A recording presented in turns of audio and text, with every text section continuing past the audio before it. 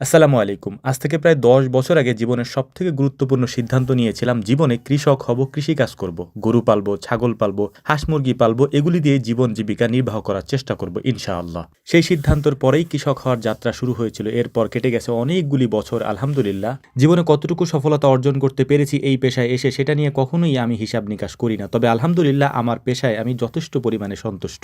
এই ফসল, এই গরু, ছাগল, হাঁস-মুরগির খামার এগুলি দিয়ে নিজেদের জীবন জীবিকা নির্বাহ করার যে ব্যাপারটা সেটা প্রতি ক্ষণে ক্ষণেই আমাকে আনন্দিত করে, উদ্বেলিত করে এবং আমাকে আগামী দিনের পথ চলার ক্ষেত্রে অনেক অনুপ্রেরণা যোগায়। যদিও এই দীর্ঘ পথ চলার বছরগুলি এবং পিছনে ফেলে আসা সময়গুলি একেবারেই সহজ ছিল না, যেটা হয়তো আপনারা কিছুটা সময় শেষের দিকে এসে আমাকে দেখে বুঝতে পারছেন। হয়তো আজকে অবাকও লাগতে পারে যে ভাই আপনি আসলে দার্শনিকদের মতো এরকম কথাবার্তা কেন বলছেন। এই কথাগুলি বলার পেছনে একটা কারণ আছে, সেগুলিও আপনাদের সাথে শেয়ার করব। যেহেতু আপনারা দীর্ঘদিন আমার সাথে রয়েছেন, আমি আপনাদেরকে আমার পরিবারের মতোই মনে করি। যেমন পরিবারের লোকদের কাছে নিজের আনন্দ, দুঃখ, কষ্ট এগুলি শেয়ার করা যায়, আমিও মাঝে মাঝে আপনাদের সাথে সেটা করে থাকি। সেই জন্য এই কথাগুলি আজকে বলছি। পৃথিবী সম্পূর্ণরূপে মেরুকরণ হচ্ছে, দুটি ভাগে মানুষ বিভক্ত হয়ে যাচ্ছে, যার বাস্তব কিছু উদাহরণ গত কয়েকদিনে বিশ্বে ঘটে যাওয়া কয়েকটি ঘটনা দিয়ে আপনারাও হয়তো বুঝতে পারবেন। আমি একেবারে ছোটবেলা থেকেই শহরে পড়াশোনা করেছি, অতএব শহুরে জীবন সম্পর্কে আমার ভালো ধারণা রয়েছে। যে কারণেই শহর এবং গ্রামকে যখন আমি মিলাতে যাই, তখন আমার কাছে মনে হয় জীবিকার তাগিদে আমরা কত কিছুই না করি, কত কাজই না করি, কিন্তু এই কাজগুলি যদি গ্রামে মানুষ করতো তাহলে কতই না উন্নত করতে পারতো বা নিজেকে কতটা সমৃদ্ধ করতে পারতো। কথাগুলি অদ্ভুত লাগলেও এটা সম্পূর্ণ বাস্তব উদাহরণ আমি নিজেই, কারণ আমি নিজেই গ্রামে এই কাজগুলি করছি শহরে পড়াশোনা করে এসে। আর এই গ্রামের মানুষগুলি এগুলি কখনো মেনে নেবে না, এটা আপনারাও জানেন, আমি জানি এই বিষয়গুলি।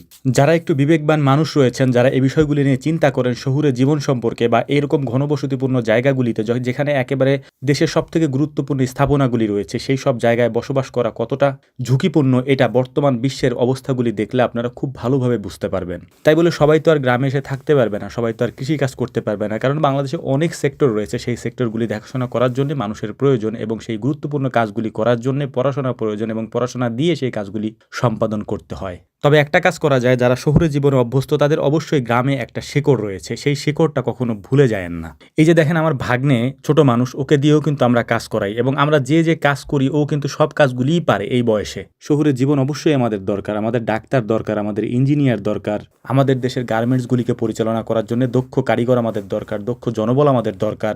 এর পাশাপাশি সব থেকে বাংলাদেশের রেমিটেন্স যারা বেশি পাঠায় তারা হচ্ছে আমাদের প্রবাসী ভাইয়েরা, তারা সব থেকে বেশি এদেশের অর্থনীতিতে অবদান রাখেন। আমার বলে এই কথাগুলি হয়তো আপনি অনেকবার আগে শুনেছেন, কিন্তু আপনি কি কখনো শুনেছেন এদেশে শিক্ষিত কৃষকের দরকার, যারা পড়াশোনা করে কৃষিকাজে আসবে এরকম লোকের দরকার? এটা হয়তো আপনি কখনো শুনেন নাই, কারণ এটা মানুষ কখনো করে না, কারণ শিক্ষিত মানুষজন কখনোই কৃষিকাজে আসতে চায় না বা আসবেও না। যাই হোক, আমার যোগ্যতার বাইরেও হয়তো জ্ঞানগর্ভ অনেক কথাবার্তা বলে ফেলেছি, তার জন্য আন্তরিকভাবে দুঃখ প্রকাশ করছি। আপনাদের সময় নষ্ট করবো না, তবে আপনাদের কাছে একটা অনুরোধ থাকবে, যারা শহরে জীবনে আসেন, যদি টাকা পয়সা হয় বা গোছাতে পারেন তাহলে ওই টাকা দিয়ে গ্রামে একটুখানি জমি কিনে রাখুন। যদি পারেন ওই জমিটা বর্গা দিয়ে রাখুন, ফসল উৎপাদন হবে, সেই ফসলের একটা ভাগ আপনি পাবেন, সেটা নিয়ে যান এবং বছরে একবার হলেও গ্রামে আসুন। এই ক্ষেতের আইলে বসে একটু নিঃশ্বাস নেন।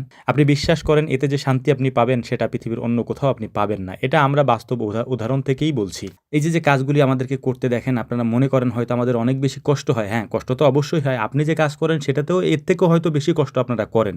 আমাদের কষ্টটা হয়তো কন্টেন্ট আকারে আপনাদের সামনে উপস্থাপন করা হয়, আপনাদের কষ্টটা সেভাবে আমাদের কাছ পর্যন্ত আসে না। আমরা জানি সেটা যে প্রত্যেকটা মানুষ তার জীবনের স্ট্রাগলের যে বিষয়গুলি রয়েছে সেগুলি আসলেই কষ্টকর। যাই হোক, কাজ করতে করতে আমাদের ইফতারের সময় হয়ে গিয়েছে, মসজিদ থেকে ইফতারি আনিয়েছি, বাড়ি পর্যন্ত যাওয়ার আজকে সুযোগ হয়নি। তো যে কথাগুলি বললাম একটু ভেবে চিন্তে বসে তারপর একটু মাথার মধ্যে নিয়েন। আপনারা আমার পরিবারের সদস্যদের মতোই, তাই আপনাদের প্রতি শুভকামনা থাকবে। আল্লাহ তাআলা আপনাদেরকে হেফাজত করুন, আমার জন্য দোয়া করবেন। আসসালামু আলাইকুম ওয়া রাহমাতুল্লাহ।